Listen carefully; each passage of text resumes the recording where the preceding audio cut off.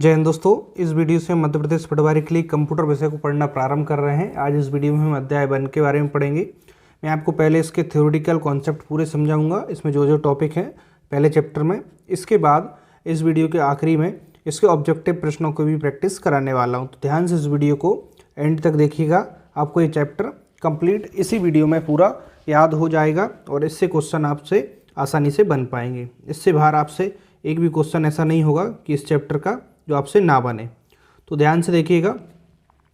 चलिए हम स्टार्ट करते हैं। पहला अध्याय इसका नाम है कंप्यूटर का परिचय, इंट्रोडक्शन टू कंप्यूटर। ठीक है, वीडियो को लाइक शेयर नहीं करा, जल्दी से वीडियो को लाइक शेयर करिए। और लास्ट में ऑब्जेक्टिव प्रश्नों को सॉल्व करने वाले हैं। देखिए सबसे पहले आ जाता है कंप्यूटर क्या है। सबसे पहले इसी को समझते हैं कंप्यूटर क्या है। देखिए कंप्यूटर एक स्वचालित इलेक्ट्रॉनिक मशीन है, यानी कि कंप्यूटर कैसा है, एक ऑटोमेटिक चलने वाला इलेक्ट्रॉनिक मशीन है। एक क्वेश्चन परीक्षा में आता है, कंप्यूटर एक स्वचालित इलेक्ट्रॉनिक मशीन है जो क्या करता है, डेटा और निर्देशों को एक इनपुट के रूप में ग्रहण करता है और सॉफ्टवेयर या प्रोग्राम के अनुसार किसी परिणाम के लिए डाटा को प्रोसेस, स्टोर और डिस्प्ले करता है। जैसे कि आपने देखा होगा कंप्यूटर में कीबोर्ड की सहायता से डेटा या निर्देश हम उसमें इनपुट करते हैं, तो वो क्या करता है, डेटा और निर्देश को इनपुट के रूप में ग्रहण करता है ना। और सॉफ्टवेयर या प्रोग्राम होता है, उसके अनुसार जिस सॉफ्टवेयर को हम रन कर रहे हैं, जिस प्रोग्राम को हम चला रहे हैं, उसके अनुसार ही वो हमें उसका परिणाम हमारे सामने पेश करता है। ठीक है, डाटा को प्रोसेस, स्टोर और डिस्प्ले करता है। डाटा को प्रोसेस भी करता है, स्टोर भी करता है और हमारे सामने मॉनिटर के माध्यम से दिखाता भी है।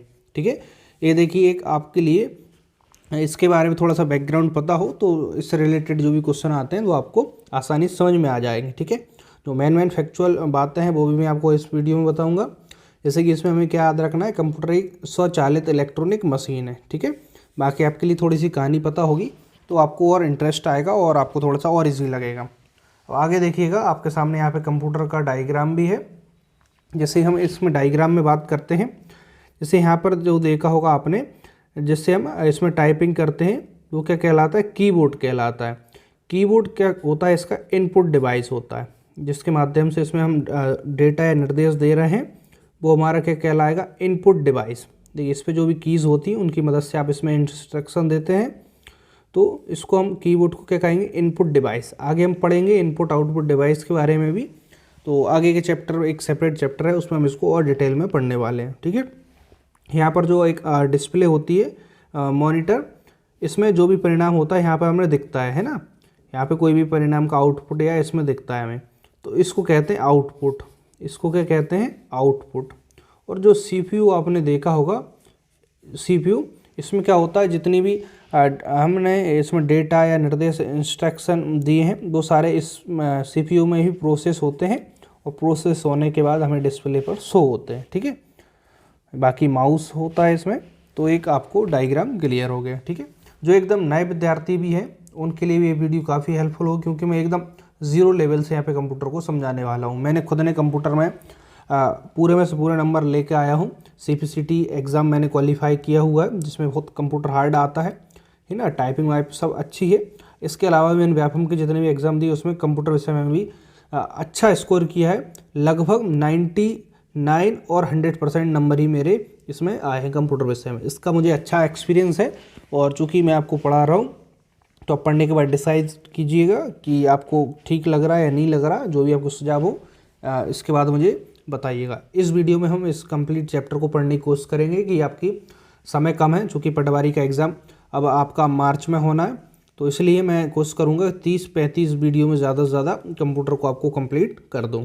ठीक है, तो 1 या 2 वीडियो, ज़्यादा से ज़्यादा 3 वीडियो में आपका एक चैप्टर कंप्लीट होगा, जिसमें प्रैक्टिस भी हम उसमें शामिल करेंगे। चलिए आगे बढ़ते हैं और बाकी वीडियो को ध्यान से देखना। मैं इस वीडियो के बीच बीच में आपको कुछ इम्पोर्टेंस जो इन्फॉर्मेशन होगी वो भी दूंगा। ठीक है, तो ध्यान से देखते रहिए, बाकी ध्यान यहाँ पे लगाइए। कंप्यूटर शब्द की उत्पत्ति कब हुई, एक प्रश्न यहाँ से बहुत पूछा जाता है। कंप्यूटर शब्द की उत्पत्ति, ये प्रश्न परीक्षा में बहुत आया है। लैटिन भाषा के कंप्यूट शब्द से हुई। ठीक है, कंप्यूट, कंप्यूट इसको ऐसा लिखेंगे, बाकी इसमें ऐसा लिखा है। लैटिन भाषा के कंप्यूट शब्द से कंप्यूटर शब्द की उत्पत्ति हुई। ठीक है, लैटिन भाषा का कंप्यूट शब्द। बाकी प्रैक्टिस में आपको ये सारी चीज़ें फिर से मिलने वाली है ना, ऑब्जेक्टिव जो हम लगाएंगे। अब यहाँ पे देखिए एक छोटी सी कंप्यूटर की कार्यप्रणाली होती है, इसको समझ लेते हैं। देखिए कंप्यूटर में हम कीबोर्ड, माउस इत्यादि की सहायता से इसमें इनपुट देते हैं। तो इनपुट या फिर निर्देश देते हैं, ठीक है, या तो इनपुट देंगे या निर्देश देंगे। तो क्या होगा, यहाँ पे जो CPU होता है वो प्रोसेस करता है और डिस्प्ले पर आउटपुट के रूप में हमें परिणाम प्रदर्शित कर देता है। यही उसकी कार्यप्रणाली होती है, इसी तरीके से वो कार्य करता है। अब हम आगे बढ़ते हैं, ध्यान से देखिएगा।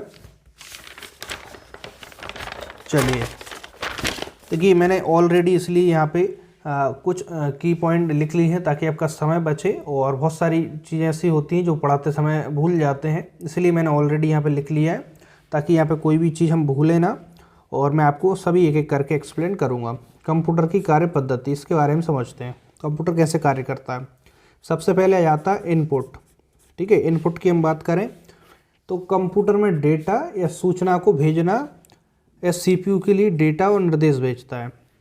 हम कंप्यूटर में क्या करते हैं, डेटा या सूचना को भेजने का कार्य करते हैं, तो वो हमारा इनपुट कहलाता है ना। जैसे कीबोर्ड, माउस के द्वारा आपने कोई भी उसमें इंस्ट्रक्शन दिया, डेटा या सूचना को भेजा, तो ये सूचना क्या CPU के लिए डेटा और निर्देश भेजता है ना। जैसे आपने इनपुट कीबोर्ड और माउस से जो भी आप क्लिक करेंगे तो वो इंस्ट्रक्शन CPU के लिए जाएगा, CPU उसको प्रोसेस करता है, ठीक है। तो इनपुट समझ में आ गया, इनपुट क्या होता है। चलिए दूसरा प्रोसेसिंग। प्रोसेसिंग क्या है, CPU कंप्यूटर के निर्देशों को एग्जीक्यूट करती है। देखिए जो आपने इनपुट के माध्यम से उसमें इनपुट दिया है कीबोर्ड, माउस इत्यादि के मदद से, तो वो इनपुट CPU ग्रहण करता है और CPU क्या करता है, उनको प्रोसेस करता है ना, उसको समझता है क्या, कंप्यूटर निर्देशों को एग्जीक्यूट करती है। एक कंप्यूटर के द्वारा कैलकुलेशन, तुलनात्मक कार्य और निर्णयन कार्य में सहायता करती है। यानी कैलकुलेशन करता है ना, तुलना कंपेयर करेगा, और डिसीजन मेकिंग कार्य कौन करता है, CPU। इसको हम प्रोसेसिंग कहते हैं। बात समझ आई। अब अगला है आउटपुट।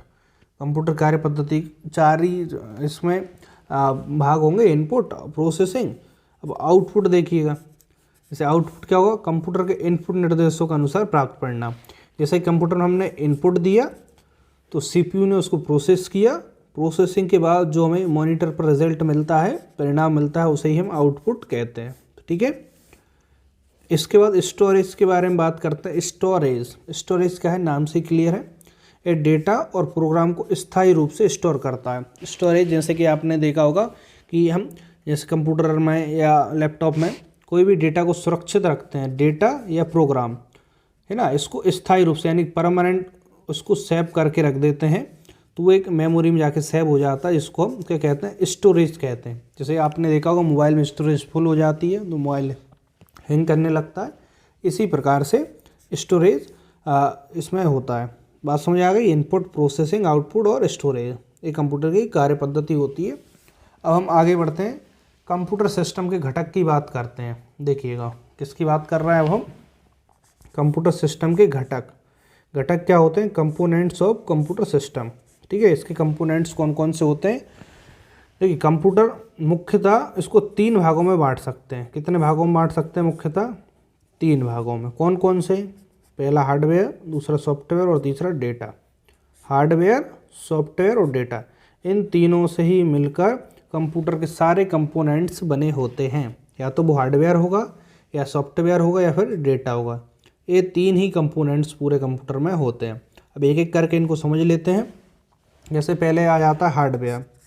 हार्डवेयर को समझते हैं। हार्डवेयर किसे कहते हैं, परीक्षा में आएगा कि हार्डवेयर किसे कहते हैं।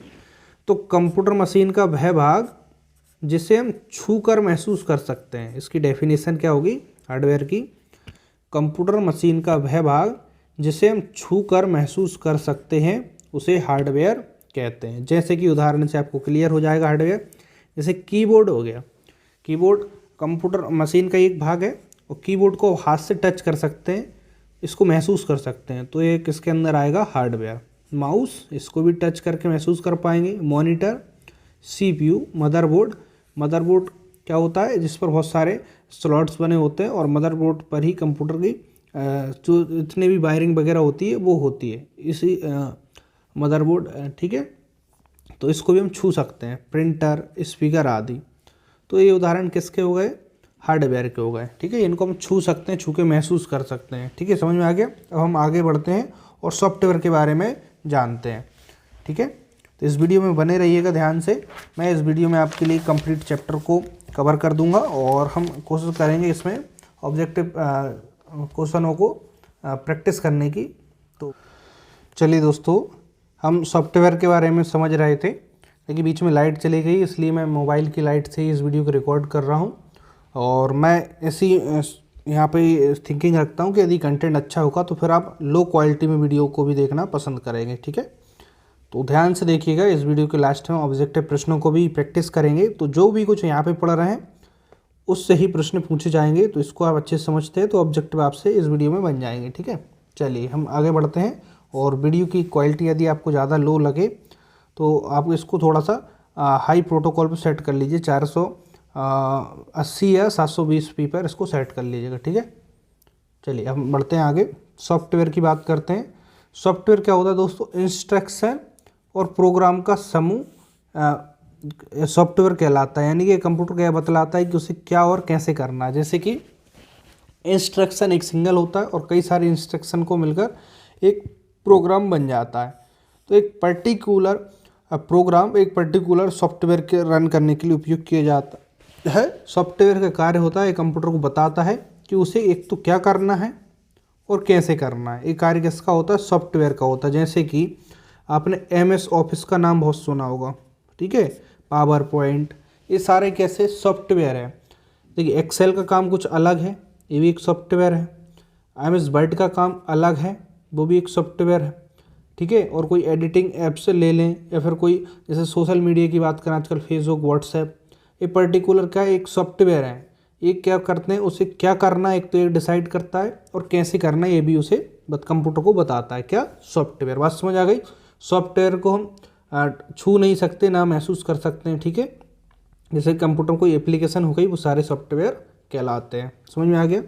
डेटा की बात करें, डेटा तथ्यों और सूचनाओं का अव्यवस्थित संकलन है। डेटा किसे कहते हैं, जैसे कि बहुत सारी इन्फॉर्मेशन है जो अव्यवस्थित है, अनऑर्गेनाइज्ड है, उनका एक संकलन है। ठीक है, उसको हम डेटा कहते हैं। जैसे आपने देखा होगा आपके मोबाइल में कितना डेटा है ना। यहाँ पे सूचना, डेटा का मतलब क्या है, सूचना है। ठीक है, बहुत सारी सूचना है, डेटा। ठीक है, जैसे आपको बहुत सारा डेटा याद है, ऐसे ही कंप्यूटर में जो बहुत सारी सूचना होती हैं जो अव्यवस्थित रूप से रहती है, उसको हम डेटा कहते हैं। ठीक है, अब हम आगे बढ़ते हैं कंप्यूटर की विशेषताओं के बारे में। तो देखिएगा ध्यान से, देखिए लगभग हम 20-25 मिनट में सारा कंटेंट कवर करेंगे और इसके बाद हम आगे ऑब्जेक्टिव प्रश्नों को भी इसी वीडियो में देखेंगे, ताकि आपको आइडिया लगे इस चैप्टर से कैसे क्वेश्चन पूछे जाएंगे। कंप्यूटर की विशेषताओं के बारे में बात करते हैं। सबसे पहले कंप्यूटर की गति, स्पीड। कंप्यूटर में स्पीड होती है, गति होती है, यानी कंप्यूटर 1 सेकंड में लाखों गणनाएं कर सकता है ना। जैसे कि कहें तो एक मनुष्य जितना साल भर में कार्य करता है, वो कंप्यूटर 1 सेकंड में कार्य उतना कर सकता है, इतनी ज़्यादा स्पीड होती है उसकी। ठीक है, स्वचालित यानी ऑटोमेटिक होता है, इसमें मानवीय हस्तक्षेप की संभावना नगण्य रहती है। यानी इसमें कोई कैलकुलेशन होती है तो उसमें ऐसा नहीं कि आप उसको चेंज कर दें, नहीं कर पाएंगे, है ना। स्वचालित ऑटोमेटिक मशीन है, सिर्फ आपको इसमें इंस्ट्रक्शन देना है, बाकी सारे कार्य ऑटोमेटिक कंप्यूटर कर लेता है। त्रुटि रहित कार्य यानी एक्यूरेसी लेवल अच्छा होता है इसमें, यानी कंप्यूटर कठिन से कठिन जो गणना है, कैलकुलेशन है, कार्य है, उसको बिना त्रुटि के करता है ना। इसमें बहुत कम चांस होते हैं या ना के बराबर चांस होते ही नहीं है कि इसमें कोई त्रुटि हो, गलती हो। ठीक है, स्टोरेज क्षमता, स्टोरेज कैपेसिटी। देखिए पहले जो कंप्यूटर आते होते हैं उनमें स्टोरेज कैपेसिटी बहुत कम आती थी, आजकल आप मोबाइल में ही देख पाते होंगे कि मोबाइल में भी स्टोरेज काफ़ी ज़्यादा देने लगे हैं। कंप्यूटर अपनी मेमोरी में सूचनाओं का विशाल स्टोरेज रखता है ना। आजकल देखते हैं हम, आप लैपटॉप लेने जाएँ मार्केट में या फिर सिस्टम बनवाने जाएँ तो उसमें हार्ड डिस्क का बहुत ज़्यादा डलाते हैं, ताकि उसमें स्टोरेज ज़्यादा मिले आपके लिए ना। तो आजकल हाई कैपेसिटी की स्टोरेज अवेलेबल है, स्टोरेज क्षमता अधिक होती है। आगे हम बात करते हैं, देखिए जल्द निर्णय लेने की क्षमता। कंप्यूटर क्विक डिसीजन ले सकता है ना। इसमें कोई इंस्ट्रक्शन दिए वो बिना सोचे फटाक से उसमें जो इनबिल्ट सॉफ्टवेयर होता है उनकी मदद से वो क्विक डिसीजन लेता है। बहुउद्देशीय यानी वर्सेटाइल कंप्यूटर है। इसकी विशेषताएं देख रहे हैं हमें ना। कंप्यूटर की सहायता से विभिन्न प्रकार के कार्य किए सकते हैं, इसलिए इसे वर्सेटाइल बहुउद्देशीय कहा जाता है। जैसे आपने देखा होगा एक बैंकिंग में भी कंप्यूटर उपयोग हो रहा है ना, यातायात में भी हो रहा है, बाकी हम घर में पढ़ाई लिखाई के लिए कंप्यूटर उपयोग कर रहे हैं, ऑफिस में, है ना, रिसर्च, यानी कि कहीं पर भी देखें आजकल कंप्यूटर हर जगह है, इसलिए इसको वर्सेटाइल भी कहते हैं। इसकी एक विशेषता हो गई गोपनीयता, सेक्रेसी, ठीक है, गोपनीयता बहुत जरूरी है आजकल, है ना।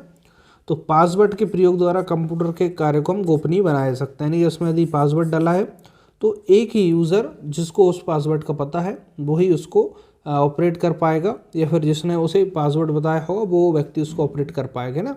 जैसे आप अपने मोबाइल में भी पासवर्ड डालते हैं ताकि कोई दूसरा उपयोग ना कर पाए, इसी प्रकार से पासवर्ड से क्या होता है, गोपनीयता, सेक्रेसी होती है, ठीक है।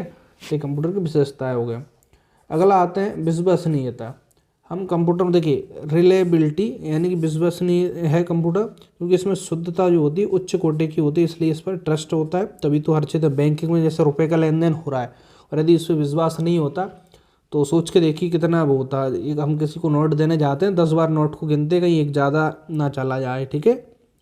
तो बैंकिंग में उपयोग किया जाता है क्योंकि इसमें विश्वसनीयता होती है कंप्यूटर में। स्फूर्ति, देखिए मनुष्य तो थक जाता है, हार जाता है कोई कार्य करते करते, लेकिन ये बिना थकान के लंबे समय तक शुद्धता, यानी कि शुद्धता देखिए सबसे मेन है, एक्यूरेसी के साथ कार्य कर सकता है बिना थकान के, ठीक है।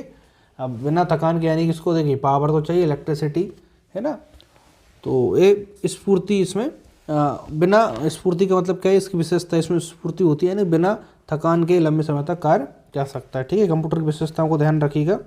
हम आगे बढ़ते हैं, अब कंप्यूटर की सीमाओं के बारे में बात करते हैं, ठीक है। कंप्यूटर की सीमाएं देखिएगा यहाँ पे, अब समझ में आ रहा है, एक बार कमेंट्स करके बता दीजिए कि आपको समझ में आ रहा है, ठीक है। बाकी अभी पहला चैप्टर है, आप कमेंट्स में बताएंगे, उस अकॉर्डिंग मैं इसमें बहुत सारे चेंजेस भी कर दूंगा।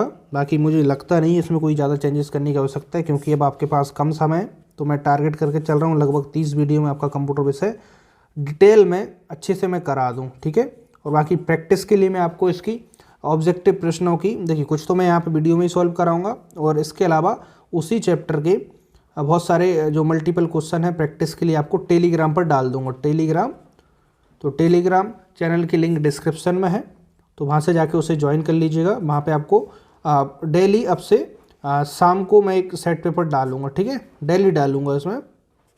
तो एक टाइम डिसाइड कर लूँगा, उस टाइम पे तो जो चैप्टर पढ़ रहे हैं वीडियो को देखिएगा, समझिएगा, और ऑब्जेक्टिव प्रश्न मैं यहाँ भी कराऊंगा, उनको समझिएगा। इसके बाद मैं ऑब्जेक्टिव जो एक सेट डालूंगा उससे प्रैक्टिस करिएगा, तो मैं गारंटी के साथ कहता हूँ कि कंप्यूटर में आपके सबसे बेहतर नंबर आएंगे, ठीक है। तो इससे अच्छा कंप्यूटर आपको कहीं भी पढ़ने को नहीं मिलेगा, ठीक है। और मैं कंप्लीट पढ़ाऊँगा, और ना ही कंप्यूटर पढ़ाऊँगा, इसके अलावा और भी सब्जेक्ट आपको चैनल पर मिल जाएंगे। एक बार प्ले लिस्ट में चेक कर लीजिएगा, ऑलरेडी कुछ कंप्लीट है, बाकी मैं पढ़ाऊँगा। चलिए हम आगे आते हैं, limitation of the computer. Computer की सीमाएं क्या क्या है, देखिए कुछ लिमिटेशन भी है ना, हर चीज़ तो कार्य कंप्यूटर कर नहीं सकता। तो उसमें देखते हैं बुद्धिहीन, इसमें नो माइंड होता है ना, माइंडलेस होता है, इसमें अपना कोई माइंड नहीं होता। कंप्यूटर में स्वयं की सोचने और निर्णय लेने की क्षमता नहीं होती, यानी कंप्यूटर को आप जो इंस्ट्रक्शन देते हैं उसके अकॉर्डिंग वो कार्य करता है, जो उसमें इनबिल्ट सॉफ्टवेयर है उसके अकॉर्डिंग वो डिसीजन लेता है। वो अपना कोई बुद्धि दिमाग नहीं लगाएगा कि अच्छा कोई ये अंबानी जी आ गए हैं तो इनके जैसे बैंक के पैसे निकालने, अच्छा इनको ज़्यादा रुपए दे दें, है ना, ऐसा नहीं होगा, क्योंकि उसको जितना इंस्ट्रक्शन दिया जाएगा उस अकॉर्डिंग वो कार्य करेगा, है ना। खर्चीला, एक्सपेंसिव बहुत होता है, ऐसा नहीं है आपको 2-500 रुपये 2-5 हज़ार रुपये में कंप्यूटर मिल जाए, नहीं। कंप्यूटर के, है ना, थोड़ा सा महंगा आता है आजकल, तो फिर भी ठीक ठाक है, क्योंकि आजकल उसमें क्या हो गया, बहुत सारी चीज़ें बढ़ गई हैं, जैसे रैम रोम, है ना, तो उसके अकॉर्डिंग फिर भी अब कहीं ना कहीं पहले से जो स्टार्टिंग में कंप्यूटर आए उससे कम है, लेकिन आज भी एक्सपेंसिव है, हर किसी के पास कंप्यूटर लैपटॉप नहीं है ना। आप कमेंट्स करके बताना आपके पास है या नहीं है। देखिए कंप्यूटर के हार्डवेयर और सॉफ्टवेयर काफ़ी महंगे होते हैं, जैसे आप इसमें देखा हो बहुत सारे कंप्यूटर में सॉफ्टवेयर MS ऑफिस नहीं होता, उसको अलग से उसमें डलाते हैं, तो इसका एक अलग खर्चीला काम 10-15 हज़ार रुपये का ये डलता है। हार्डवेयर कोई भी तो ख़राब हो गया तो वो भी महंगा आता है ना, तथा इन्हें समय समय पर आवश्यकता अनुसार परिवर्तित भी करना पड़ता है। जैसे कोई चीज़ ख़राब हो गई तो उसके समय समय पर उसको चेंज भी करना पड़ता है, जैसे कि कीबोर्ड ख़राब हो गया, है ना, प्रिंटर, मॉनिटर, तो समय समय पर उसको क्या करता है, रिप्लेस भी करना पड़ता है, इसलिए काफ़ी एक्सपेंसिव हो जाता है।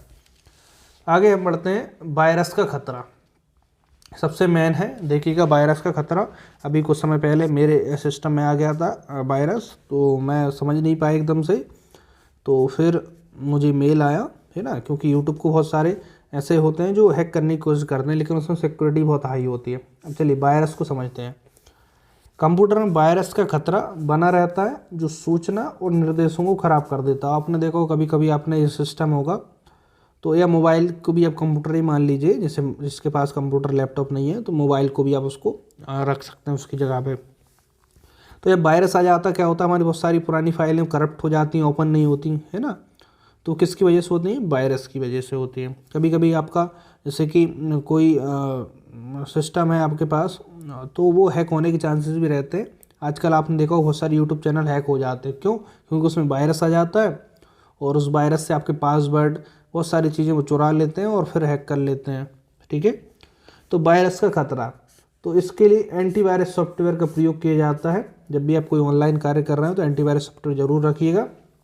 ये आपको किससे बचाएगा, वायरस के खतरे से बचाएगा, आपके सिस्टम में जो भी अनवांछित कार्य है उनसे आपको बचाएगा, है ना। एक लिमिटेशन है, ठीक है, इसमें खतरा होता है। विद्युत पर निर्भरता, कंप्यूटर इलेक्ट्रिसिटी पर निर्भर भी रहता है, ऐसा नहीं बिना इलेक्ट्रिसिटी के चल जाए। आप लैपटॉप का उदाहरण मत दीजिए, क्योंकि लैपटॉप भी कहीं ना कहीं चार्ज होता है इलेक्ट्रिसिटी से, तभी तो वो कार्य करता है। तो कंप्यूटर अपने कार्य के लिए विद्युत पर निर्भर रहता है। बात समझ आई? कंप्यूटर जो है किस पर निर्भर रहेगा, विद्युत पर, इलेक्ट्रिसिटी पर ये निर्भर रहता है। अब हम आगे बात करते हैं कंप्यूटर के उपयोग। अब देखिएगा दोस्तों, यहाँ से अब कंप्यूटर का उपयोग की बात करें, कहाँ कहाँ इसका उपयोग किए जा रहे हैं, जैसे आपको पता होगा बहुत सारे, बाकी समझ लेते हैं। वर्तमान में शायद ही ऐसा कोई क्षेत्र होगा जहाँ कंप्यूटर का प्रयोग नहीं किया जा रहा होगा। शायद ही कोई क्षेत्र होगा, है ना, हर एक क्षेत्र में कंप्यूटर का प्रयोग किया जा रहा है। जैसे कि सूचनाओं के आदान प्रदान में, शिक्षा में, वैज्ञानिक अनुसंधान में, रेलवे, वायुयान, बैंक, है ना, इन सभी में इनका उपयोग किया जा रहा है। तो कंप्यूटर को हम क्या कह सकते हैं, इसका हर एक फील्ड में उपयोग हो रहा है। ठीक है, अब हम आगे बढ़ते हैं। तो आगे और देखिए और फील्ड है, इनके बारे में देख लेते हैं, फिर इसके बाद ऑब्जेक्टिव प्रश्नों को भी हम इस वीडियो में कवर करने वाले हैं। तो देखिए, बाकी चिकित्सा में देखा होगा आजकल हर एक हॉस्पिटल में कंप्यूटर का उपयोग हो रहा है, रक्षा में, डिफेंस में, अंतरिक्ष प्रौद्योगिकी में, संचार कम्युनिकेशन में, उद्योग व्यापार में, मनोरंजन में, है ना, प्रशासन एडमिनिस्ट्रेशन, इन सभी क्षेत्रों में कंप्यूटर का उपयोग किया जा रहा है। अब देखिए कंप्यूटर के उपयोग के प्रभाव क्या क्या हो सकते हैं, इसको देखिएगा, इससे क्या इफेक्ट आता है। एक तो समय की बचत हो जाती है, बहुत सारे कार्य ऐसे होते हैं जो अब बहुत गणनाएं या कैलकुलेशन बहुत लंबे समय में हो पाती हैं, लेकिन कंप्यूटर के प्रयोग से इनमें समय की बचत हो जाती है। त्रुटि रहित कार्य होता है ना, ये बिना कोई एरर के आपको कार्य करके देगा। जैसे आप कोई कैलकुलेशन कर रहे हैं, एक संभावना है कि इसमें कोई मिस्टेक हो भी जाए, लेकिन इसमें क्या होता है, मिस्टेक नहीं होती कंप्यूटर में। कार्य की गुणवत्ता है, कार्य की गुणवत्ता बेहतर होती है। ठीक है, आप इसमें कोई भी कार्य करें उसमें बहुत बेहतर गुणवत्ता होगी। जैसे इसमें आप टाइपिंग करते हैं या फिर कोई एडिटिंग करते हैं तो इसमें गुणवत्ता बेहतर होगी। कागज़ की बचत होती है ना, कंप्यूटर से पहले सारे कार्य कागज़ों पर किए जाते थे, आजकल हर एक कार्य को डिजिटल कर दिया है, उससे कागज़ की बचत हो गई है। बेरोजगारी, लेकिन इस पे एक सबसे बड़ी चीज़ है, बेरोजगारी कंप्यूटर के प्रयोग से बढ़ गई। जैसे पहले एक ऑफिस में 10 लोग की ज़रूरत होती थी, ठीक है, तो अब कंप्यूटर ने क्या कर दिया, इन 10 लोगों की जगह अकेला ही कंप्यूटर ने कार्य करना स्टार्ट हो गया, है ना। 10 लोगों का अकेला काम कर रहा है कंप्यूटर, इससे क्या हो गया, इन 10 लोगों की जॉब छिन गई। तो कहीं ना कहीं एक बेरोजगारी भी बड़ा मुद्दा है कंप्यूटर के प्रभाव से। अब दोस्तों यहाँ पर हमारा ये चैप्टर कंप्लीट हो जाता है। इसके सारे टॉपिक हमने कवर करे हैं, चैप्टर के इंट्रोडक्शन वाला चैप्टर था, ठीक है, इसमें बहुत ज़्यादा ऐसा क्रिटिकल टॉपिक थे नहीं। अब हम क्या करते हैं, इस चैप्टर से रिलेटेड ऑब्जेक्टिव प्रश्नों के यहाँ पर प्रैक्टिस करते हैं। अब ध्यान से देखिएगा, है ना, और आप कोशिश करिएगा, कुछ समय आपको भी दूंगा कि आपसे बनते या नहीं बनते। चलिए हम आगे बढ़े। चलिए पहला प्रश्न देखते हैं, कंप्यूटर में भेजे जाने वाले डेटा को कहते हैं, क्या कहते हैं, मैंने आपको पढ़ाया था, कंप्यूटर में कोई भी हम डेटा को भेजते हैं उसे प्रोसेस कहेंगे, आउटपुट कहेंगे, इनपुट कहेंगे या एल्गोरिथम कहेंगे। तो मैंने आपको बताया था, कमेंट से जल्दी बताइए फिर मैं आंसर बताता हूँ। भेजे जाने वाले डेटा को क्या कहते हैं, तो इसको कहते हैं इनपुट। ठीक है, ऑप्शन होगा सी वाला। ठीक है, कंप्यूटर के 4 मुख्य कार्य क्या हैं? इनपुट, प्रोसेसिंग, आउटपुट और स्टोरेज। ठीक है, पहला एक ऑप्शन, दूसरा ऑप्शन लर्निंग, थिंकिंग, आउटपुट और इंटेलिजेंट। तो कंप्यूटर ना तो लर्न करता है ना सोचता है ना, ये तो नहीं होगा। डेटा, इंफॉर्मेशन, बिट्स और बाइट, है ना। हार्डवेयर, सॉफ्टवेयर, मॉडलिंग और ऑपरेशन, मॉडलिंग नहीं करता। तो यहाँ पे कंप्यूटर के कार्य मैंने आपके लिए बताए थे, इनपुट, प्रोसेसिंग, आउटपुट और स्टोरेज। तो ऑप्शन कौन सा होगा? ए वाला। देखिए जो मैंने पढ़ा है उसी में से बन रहा है ना। तो देखिए अगला है, कंप्यूटर निम्नलिखित में से कौन सा कार्य नहीं करता? कौन सा कार्य नहीं करता? Processing, controlling, understanding, inputting. तो कंप्यूटर इसमें से कौन सा कार्य नहीं करता है? तो देख, प्रोसेसिंग करता है, कंट्रोलिंग भी करता है, इनपुटिंग भी करता है, लेकिन अंडरस्टैंडिंग खुद से वो अपना दिमाग नहीं लगाता है। तो ऑप्शन यहाँ पे तीसरा होगा। आगे बढ़ते हैं, किसी बाहरी स्रोत से आती है और कंप्यूटर सॉफ्टवेयर में फीड की जाती है, उस सूचना को खालिस्तान कहते हैं। क्या कहते हैं? आउटपुट, इनपुट, थ्रूपुट और कौन चौथा ऑप्शन है रिपोर्ट। तो क्या कहते हैं? बाहरी स्रोत से आती है ना, कंप्यूटर सॉफ्टवेयर में फीड की जाती है, उस सूचना को क्या कहते हैं? इनपुट कहते हैं। ठीक है, प्रैक्टिस जरूर करना, बिना प्रैक्टिस से आपके क्वेश्चन सही नहीं होंगे परीक्षा में। अगला है, सूचना तैयार करने के लिए डेटा का प्रयोग कहलाता है क्या? फीडबैक, प्रोग्रामिंग, प्रोसेसिंग, एनालिसिस, इनमें से कोई नहीं। तो सूचना तैयार करने के लिए डेटा का प्रयोग क्या कहलाता है? बताइए जल्दी से इसका आंसर। सूचना तैयार करने के लिए डेटा का प्रयोग क्या कहलाता है? तो प्रोसेसिंग। देखिए जब इनपुट देते हैं तो सीपीयू के द्वारा उसमें प्रोसेसिंग होती है, तभी तो सूचना में उसको चेंज करती है। ठीक है, अब हम यहाँ पे आ जाते हैं आउटपुट। आउटपुट है क्या है? जो प्रोसेसर यूज़र से प्राप्त की जाती है, जो प्रोसेसर यूज़र को प्रदान की जाती है, जो यूज़र द्वारा प्रोसेसर को प्रदान की जाती है, उपरोक्त सभी इनमें से कोई नहीं। तो कौन सा ऑप्शन होगा? आउटपुट क्या होगा? जो प्रोसेसर यूज़र को प्रदान करती है, यानी प्रोसेस के बाद जो हमें आउटपुट मिलता है उसी को आउटपुट कहते हैं। ठीक है, निम्न में से कौन सी कंप्यूटर की विशेषता है?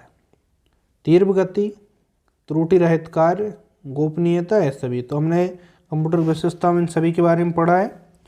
तो कंप्यूटर की विशेषता क्या होगी? ये सभी होगी। ठीक है, अगले उस पे जाते हैं क्वेश्चन पे। खालिस्तान कच्चे तथ्य यानी कि रो फैक्ट्स बताता है, जबकि खालिस्तान से डेटा अर्थपूर्ण बन जाता है। ठीक है, तो इसके ऑप्शन आपके सामने है, आंसर बताइएगा। देखिए खालिस्तान कच्चे यानी कि रो फैक्ट बताता है, जबकि खालिस्तान से डाटा अर्थपूर्ण बन जाता है। तो सूचना, रिपोर्ट्स, डेटा, सूचना। देखिए ऑप्शन होगा बी वाला। डेटा हमारा क्या होता है? रो फैक्ट्स होता है, जबकि सूचना से डेटा क्या हो जाता है? अर्थपूर्ण बन जाता है। तो ऑप्शन कौन सा होगा? सेकंड वाला। ठीक है, चलिए अगले क्वेश्चन पे आते हैं। कंप्यूटर चलाने के लिए उपयोग किए जाने वाला डेटा या सूचना कहलाती है हार्डवेयर, पेरिफेरल, सीपीयू, ये सभी इनमें से कोई नहीं। तो इसका आंसर कौन सा होगा? देखिए कंप्यूटर चलाने के लिए उपयोग किया जाने वाला डेटा या सूचना क्या कहलाती है? क्या डेटा या सूचना, इंफॉर्मेशन, हार्डवेयर, पेरिफेरल, सीपीयू, ये सभी। तो इनमें से कौन सा ऑप्शन होगा? 5 इनमें से कोई नहीं, क्योंकि कंप्यूटर क्या चलाता है? सॉफ्टवेयर चलाता है ना, ऑपरेटिंग सिस्टम के द्वारा कंप्यूटर को चलाया जाता है। डेटा या सूचना कहलाती है। तो डेटा या सूचना को हम इनपुट भी कहते हैं। डेटा या सूचना जो दे रहे हैं हम, देखिए डेटा इनपुट और सूचना आउटपुट। तो इनमें से कोई भी ऑप्शन नहीं होगा। कंप्यूटर में सूचना को इनपुट कहते हैं, तो निम्न में से क्या बनता है? सूचना को इनपुट कहते हैं तो क्या बनता है? डेटा, आइडियाज, ऑब्जेक्ट्स, फैक्ट्स, ये सभी। तो इसका आंसर क्या होगा? देखिए इनपुट क्या बनता है? डेटा बनता है, ए वाला। अगला क्वेश्चन है नॉन न्यूमेरिक डेटा का उदाहरण निम्न में से है। ठीक है, नॉन न्यूमेरिक डेटा का उदाहरण निम्न में से है। कर्मचारी का नाम, test score, bank account number, ये सभी इनमें से कोई नहीं। तो नॉन न्यूमेरिक डेटा का उदाहरण किसका है? कर्मचारी का नाम है ना, ये न्यूमेरिक के अंदर नहीं आएगा। और ऐसे देखिए इसके क्वेश्चन हम आगे एक्सेल में पढ़ेंगे, एमएस ऑफिस में, तो कुछ क्वेश्चन देखिए यहाँ पे मिक्स हो सकते हैं, है ना, जो हम आगे के चैप्टर में पढ़ने वाले हैं। अगला क्वेश्चन है निम्नलिखित चक्रों में से इनपुट, प्रोसेसिंग, आउटपुट और स्टोरेज के रूप में इसके घटक शामिल है। क्या क्या? Processing, output, data storage, input. तो इसके अकॉर्डिंग हमें बताना है। देखिए चक्रों इनपुट, प्रोसेसिंग, आउटपुट और स्टोरेज के रूप में इसके घटक शामिल है। तो किस में घटक शामिल है ये? देखिए डेटा। तो डेटा के अंदर हम इनपुट, प्रोसेसिंग, आउटपुट, स्टोरेज सभी को लेंगे, ये सभी घटक डेटा के अंदर आ जाएंगे। ठीक है, आगे बढ़ते हैं। खालिस्तान वह डेटा है जिसे एक अर्थपूर्ण फैशन में व्यवस्थित और प्रस्तुत किया गया है। खालिस्तान वह डेटा जिसे एक अर्थपूर्ण फैशन में व्यवस्थित और प्रस्तुत किया गया है। ऑप्शन आपके सामने है, प्रोसेस, सॉफ्टवेयर, स्टोरेज, इंफॉर्मेशन और डेटा। तो खालिस्तान डेटा जिसे व्यवस्थित और प्रस्तुत किया गया है कौन सा होगा? डेटा होगा। ठीक है, अगले पर आते हैं। अगला प्रश्न क्या है हमारा? डेटा को प्रोसेस करने के लिए आवश्यक चरणों और कार्यों जैसा कि प्रश्नों के जवाब या किसी आइकन पर क्लिक करना कहा जाता है। ठीक है, डेटा को प्रोसेस करने के लिए आवश्यक चरणों और कार्यों जैसा कि प्रश्नों के जवाब या किसी आइकन पर क्लिक करना कहा जाता है। क्या कहा जाता है? Instruction, operating system, application software, system unit और ये क्या है? Hardware unit. तो देखिए किसी पर भी हम प्रोसेस करते हैं या आइकन पर क्लिक करते हैं उसको इंस्ट्रक्शन कहा जाता है, उसको इंस्ट्रक्शन आप दे रहे हैं। ठीक है, अब हम आगे बात करते हैं। अगला क्वेश्चन है हमारा प्रथम गणना करने वाला यंत्र है। अब देखिए ये भी मिक्स क्वेश्चन है, हम आगे अगले चैप्टर में पढ़ेंगे। तो प्रथम गणना करने वाला यंत्र कौन सा है? यहाँ पर देखिएगा कौन सा? अबेकस। ठीक है, तो इसमें मोतियों की सहायता से इसमें गणना की जाती थी, हम आगे के चैप्टर में इसको पढ़ेंगे। अबेकस का आविष्कार किस देश में हुआ? तो यहाँ पे भारत, चीन, अमेरिका, यूनान। तो इसका आंसर क्या होगा? देखिए अबेकस का आविष्कार चीन में हुआ। तो कुछ क्वेश्चन ऐसे हैं इस में ऑब्जेक्टिव में जो हम आगे के चैप्टरों में पढ़ेंगे। तो दोस्तों हम इस वीडियो को यहीं पे कंप्लीट करते हैं। उम्मीद करता हूँ आपको इस चैप्टर अच्छे से समझ में आ गया होगा और आपने इन क्वेश्चनों को ऑनलाइन अभी प्रैक्टिस भी किया होगा मेरे साथ। तो वीडियो के कमेंट्स में आप बताइएगा कि आपके लिए कैसी लगी क्लास। जितना ज़्यादा आप कमेंट्स करके बताएंगे उतना मुझे मालूम चल पाएगा कि मैं आपके लिए और किस तरीके से हेल्प कर सकता हूँ। वीडियो को लाइक ज़रूर करके जाइएगा, सभी विद्यार्थी लाइक करिएगा, है ना, क्योंकि आप सिर्फ मैं लाइक, शेयर और कमेंट्स की बात कर रहा हूँ। बाकी चैनल को सब्सक्राइब करना हो तो कर दीजिए, नहीं करना तो कोई बात नहीं, लेकिन लाइक ज़रूर करना, है ना, ताकि मैं आपके लिए क्या कर पाऊँ और बेहतर मेहनत कर पाऊँ। तो हम अगले वीडियो में मिलेंगे अगले चैप्टर के साथ और उस चैप्टर के रिलेटेड ऑब्जेक्टिव प्रश्न भी सॉल्व करेंगे। और मैं इस चैप्टर के और ऑब्जेक्टिव प्रश्न आपको टेलीग्राम पर डाल दूंगा प्रैक्टिस के लिए। तो डिस्क्रिप्शन में टेलीग्राम चैनल की लिंक है, वहाँ पे क्लिक करिए और वहाँ से आप टेलीग्राम चैनल पर जुड़ जाइए। और एक इन्फॉर्मेशन और दे दूँ इसमें आपको पटवारी के हैंड रिटन नोट्स चाहिए तो शानदार हैंड रिटन नोट्स उपलब्ध है, व्हाट्सएप नंबर डिस्क्रिप्शन में है, तो वहाँ से आप मैसेज करिएगा तो वहाँ से आपको डिटेल में जानकारी मिल जाएगी। ठीक है, देखिए एक चीज़ और आपको ध्यान दिला दूँ, बहुत सारे विद्यार्थी जैसे 500-600 रुपये का फॉर्म डाल देंगे, ठीक है, अनावश्यक बुक ले आएंगे मार्केट से बहुत सारी और पता चला पढ़ ही नहीं रहे। तो एक चीज़ मैं आपको बताऊं कि एक तो जब आप तैयारी कर रहे हैं तो अच्छी रिसोर्सेज, अच्छी चीज़ आपको मिल रही है, उसमें आप पैसे को लेकर मत सोचिएगा। 200-300-500 रुपये, 1000 रुपये आप खर्च कर सकते हैं, है ना। आगे मैं आपको टेस्ट सीरीज़ के बारे में भी बताऊँगा आगे की वीडियोज़ में, कहाँ से प्रैक्टिस करना है। तो ईमानदारी से प्रैक्टिस करिएगा और इसको इन्वेस्टमेंट मानिएगा, क्योंकि 1000-2000 रुपये आपने खर्च करके अच्छे से तैयारी कर ली और आपका सिलेक्शन हो गया तो मायने नहीं रखते, है ना। तो अनावश्यक खर्च मत करिएगा, आप बाज़ार में फालतू खर्च मत करिएगा, वो बचाइएगा और अच्छा रिसोर्सेस आप लेकर तैयारी करिए। ठीक है, मिलते हैं हम अगली वीडियो में। आज के इतना ही। जय हिंद, वंदे मातरम।